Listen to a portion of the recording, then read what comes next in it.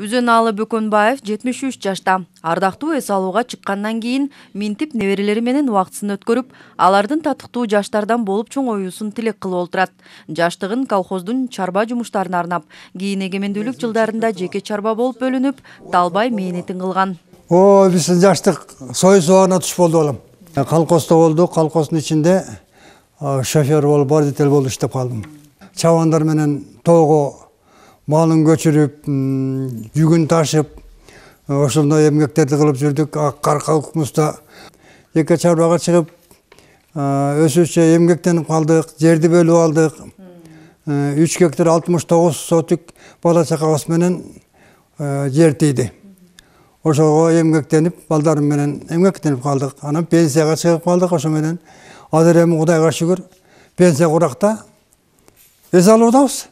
Үзөналы ата уул кызды чоңойтуп, бүгүн небере чөбүрөсүнүн курчоосунда бактылуу карылыктын күндөрүн өткөрүп жаткан мезгили.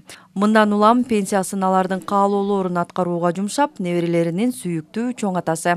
Чоң атамды аябай жакшы көрөм. Мен сабактарымды билбей калсам, чоң атамдан жардам сурайм. Андан кийин чоң атам өзүнүн пенсиясын алганда мага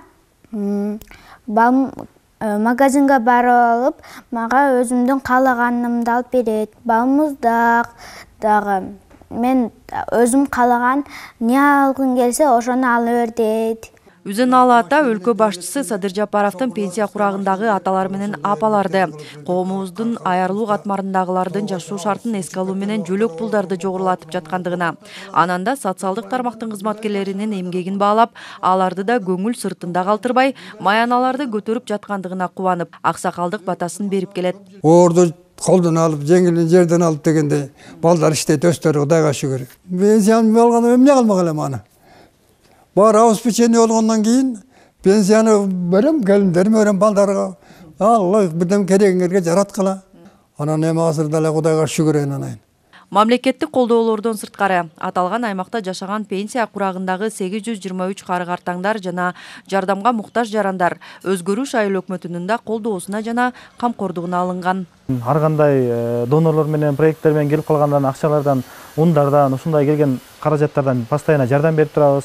Өзүбүздө социалисттерибиз бар, 2 кызматкерибиз.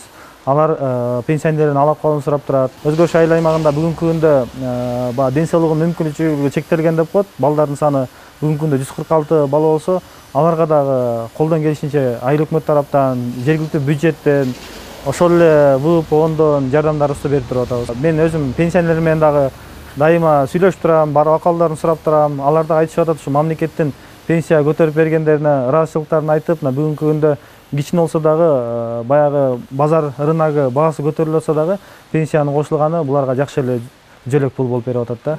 Өкмөт пенсиянын көлөмүн жылына 1-октябрда көбөйтүүдө. 2021 жылда пенсиянын базалык бөлүгү 10%га жогорулаган. Өлкөдө 2009 жылдан бери биринчи жолу жөлөк пул акылары 2 эсеге көтөрүлдү. Президенттин жарлыгына ылайык мүмкүнчүлүгү чектелген балдарга майыптыгы боюнча төлөнүүчү жөлөк пул дагы көбөйтүлдү. Жөлөк пул өткөн жылдын октябрь айына чейин 50%га көбөйтүлсө, жаңырган жылдын январынан тартып 100%га жогорулатылды. Мунун баары республикалык бюджеттен каржыланат. Белгилей кетсек, өлкөдө 195 миңден ашык адам мамлекеттен жөлөк пул алат. Анын 32 миңден ашыгы 18 жашка чейинки балдар. Рахат Бекшалиева, Бексултан Рахатбек уулу, Зина Ахматова, Бакай Ата району.